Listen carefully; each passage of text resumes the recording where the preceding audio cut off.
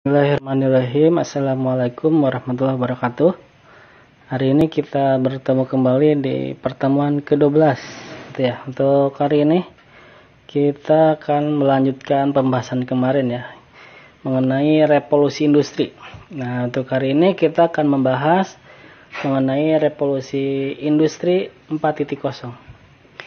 Nah, saat ini dunia telah memasuki era revolusi 4.0.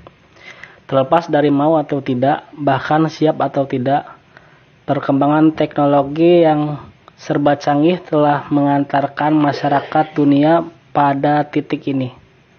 Nah, jadi revolusi industri 4.0 ini sebenarnya bukan dimulai baru-baru ini, tetapi telah berjalan sejak 2011.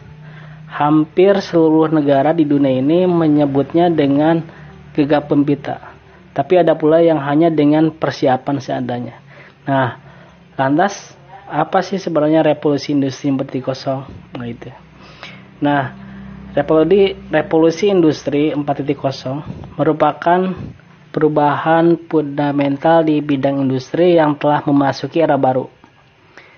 Gelombang keempat dari perjalanan dan perkembangan revolusi industri, sebab itulah disebut dengan revolusi industri 4.0. Secara sederhana, revolusi industri 4.0 dapat dipahami sebagai perkembangan teknologi pabrik yang mengarah pada otomasi dan pertukaran pada teknik secara mudah dan cepat yang mencakup sistem cyber fisik,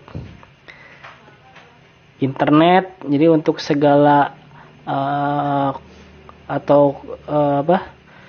komputasi awan, cloud computing, dan komputasi kognitif. Nah, otomasi sendiri merupakan sebuah teknik penggunaan mesin yang disertai dengan teknologi dan sistem kontrol guna mengoptimalkan produksi dan pengiriman barang serta jasa. Dalam teknik ini, peran tenaga kerja manusia tak lagi mendominasi, karena kerja mesin-mesin robotik mampu bekerja lebih cepat dengan hasil yang lebih baik dalam kuantitas baik ataupun kualitas. Nah, di era revolusi industri 4.0 akan banyak bermunculan pabrik cerdas berstruktur modular dengan sistem cyber fisik yang mengawasi proses produksi fisik, menciptakan salinan dunia fisik secara virtual, dan membuat atau memungkinkan cyber fisik saling berkomunikasi dan bekerja sama dengan manusia secara sinergis. Nah, sementara komputasi di awan atau cloud computing memungkinkan layanan internal dan lintas organisasi atau perusahaan tersedia dan dimanfaatkan oleh berbagai pihak dalam rantai nilai. Nah, istilah revolusi industri 4.0 ini pertama kali dicetuskan oleh Jerman melalui proyek strategi teknologi canggih yang memprioritaskan komputerisasi pada seluruh pabrik yang ada di negara tersebut. Nah, seolah-olah ingin menetapkan revolusi industri 4.0 ini dibahas kembali pada tahun 2011 dalam acara Hannover Fair. Jerman seolah menjadi isu strategis revolusi industri 4.0 dijadikan sebagai tema utama pada pertemuan ekonomi internasional World Economic Forum gitu ya, di Davos, Swiss pada tahun 2016. Kemudian transformasi di bidang industri ini mendapat sambutan positif, terutama dari negara-negara yang memang memiliki kesiapan untuk mengadopsinya, seperti Jerman, Amerika Serikat, Inggris, Jepang, Cina, Korea, India, dan juga Vietnam. Nah, secara historis, revolusi ini gelombang pertama terjadi abad ke-17. Ini berkembang hingga memasuki gelombang pada abad ini, ya, abad keempat. Nah, jadi revolusi industri itu ditandai dengan kemunculan superkomputer, robot pintar, gitu, kendaraan tanpa pengemudi, editing genetik, gitu ya. Nah, kemudian di pemanfaatan teknologi merupakan dasar dari masing-masing revolusi industri gitu ya. Nah, inti dari revolusi industri 4.0 itu adalah perkembangan teknologi yang akan menekan pada yang pertama pada digital ekonomi gitu ya. Nah, ekonomi digital itu mengacu pada ekonomi yang bisa istilahnya ya, mengacu pada ekonomi yang didasarkan pada teknologi komputasi digital. Meskipun kita semakin melihatnya sebagai menjalankan bisnis melalui pasar berbasis internet gitu. Jadi ekonomi digital juga disebut sebagai ekonomi internet, ekonomi baru atau ekonomi web. Nah, jadi ekonomi digital itu semakin terkait dengan ekonomi tradisional, membuat penggambaran yang jelas semakin sulit. Ya, ini dihasilkan dari miliaran koneksi online. Jadi setiap hari antara orang bisa berbisnis ya, perangkat, data, dan proses ini didasarkan pada keterkaitan orang, organisasi, dan mesin yang dihasilkan dari internet, dari teknologi seluler, dan dari Internet of Things (IoT) ya. Nah, jadi ekonomi digital itu ditopang oleh penyebaran teknologi informasi dan komunikasi.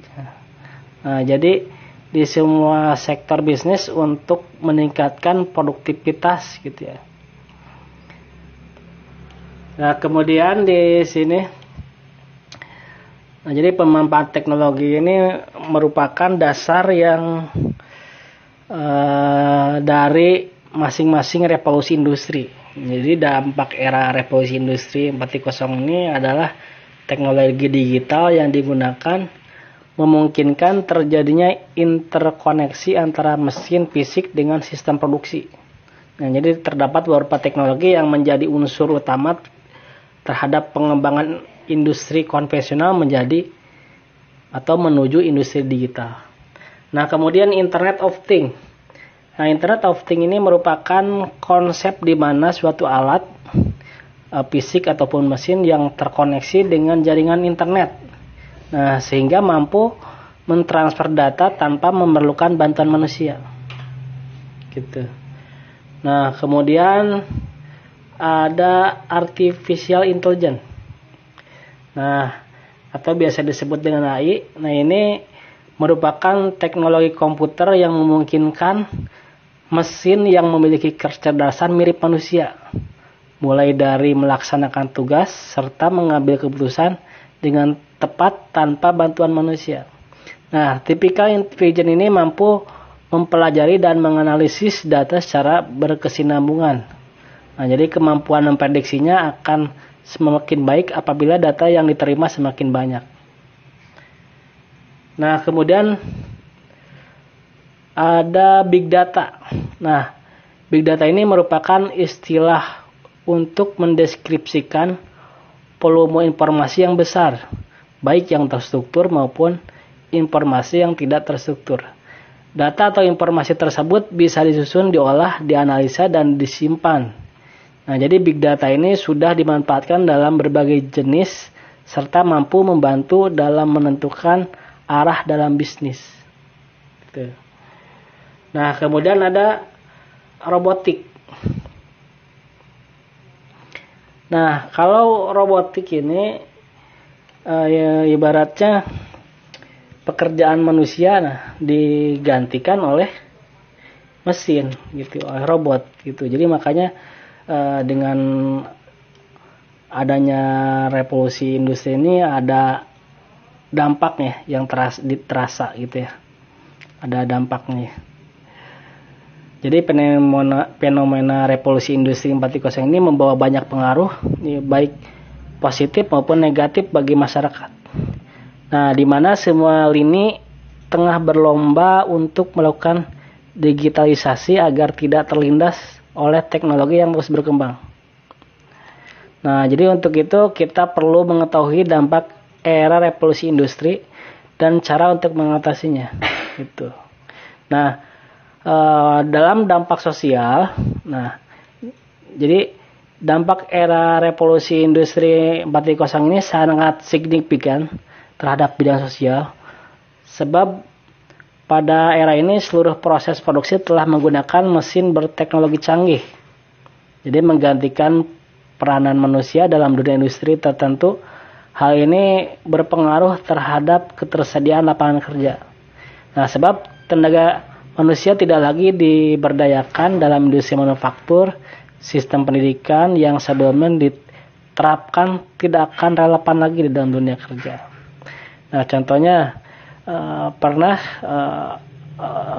dilakukan ya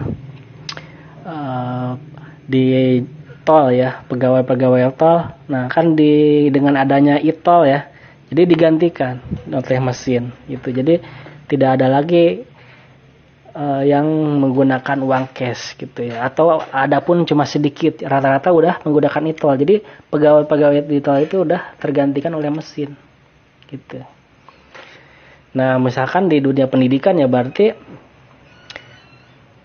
yang tadinya ada guru yang ngajari kelas atau dosen yang mengajari kelas, nah digantikan dengan e-commerce gitu, dengan e-learning gitu. Jadi belajarnya secara digital gitu. Nah, kemudian dampak di bidang politik. Jadi adanya digitalisasi memang dibutuhkan sebagai sarana memenuhi terhadap permintaan barang dalam jumlah besar. Jadi dengan harga yang mudah dijangkau masyarakat.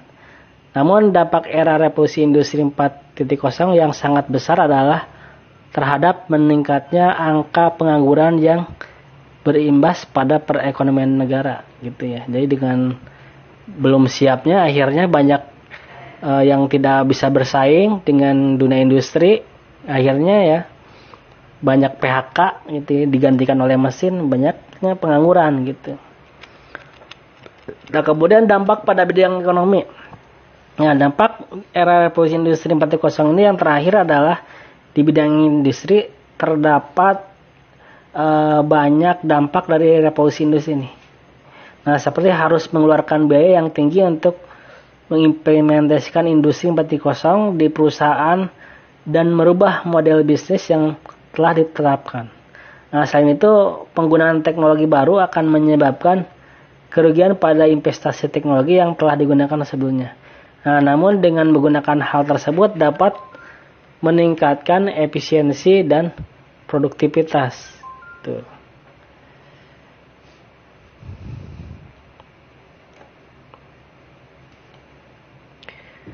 Nah, jadi cara mengatasi revolusi industri ini, jadi jangan terjadi suatu revolusi industri ini akan menimbulkan dua hal, yakni kerugian dan keuntungan. Nah, jadi agar kita tidak menjadi korban hadirnya industri 4.0, maka kita harus sejak dini mengambil sikap.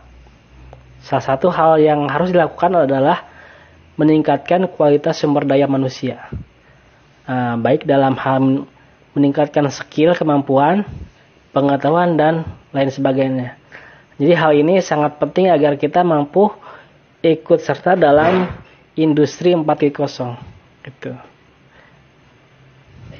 Nah, tapi seberapa canggih pun kemampuan komputer dan robot dalam mengambil alih tugas manusia, jadi peran manusia itu tetap penting ya, baik sebagai pengawas maupun dalam hal interaksi manusia dengan ilmu pengetahuan. Manusia tetap menjadi yang utama. Nah, jika hanya mengandalkan otot, jelas mesin dan robot itu lebih mampu. Tapi hal yang menyangkut ilmu pengetahuan dan perasaan masih menjadi kekuatan utama manusia. Nah, oleh karena itu sebisa mungkin setiap baik unit usaha atau kita sebagai sendiri ya pribadi harus bisa meningkatkan kualitas sumber daya manusia agar mampu beradaptasi di hadirnya di bidang industri 4.0 gitu ya.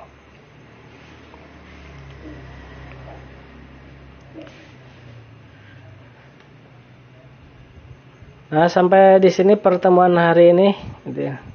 Mudah-mudahan bisa dipahami. Sekian, assalamualaikum.